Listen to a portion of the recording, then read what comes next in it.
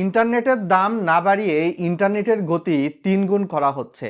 এ বিষয়ে ইতিমধ্যে ঘোষণা দেওয়া হয়েছে ডাক, টেলিযোগাযোগ এবং প্রযুক্তি মন্ত্রণালয়ের একটি বিজ্ঞপ্তি থেকে।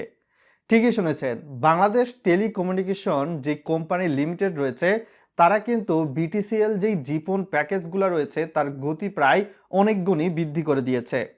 20 MBps মান্থলি 399 করে, 25 MBps মান্থলি 500 করে, 50 MBps মান্থলি 800 করে। ভিডিওটা লাইক শেয়ার করে আরও মানুষকে জানিয়ে দেওয়ার রিকোয়েস্ট করছি।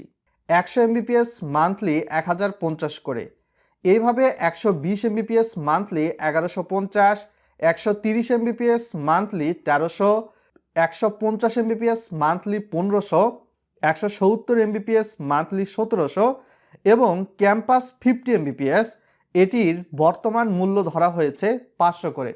আর এ বিষয়টা কিন্তু রাষ্ট্রায়ত্ত যেই বিটিসিএল কোম্পানি রয়েছে, বিটিসিএল এর যারা ওয়াইফাই বা ইন্টারনেট ব্যবহার করেন তাদের জন্যই কিন্তু সুযোগটা শুধুমাত্র উন্মুক্ত করা হয়েছে এবং সরকারিভাবে এটা কিন্তু বাস্তবায়িত হয়েছে।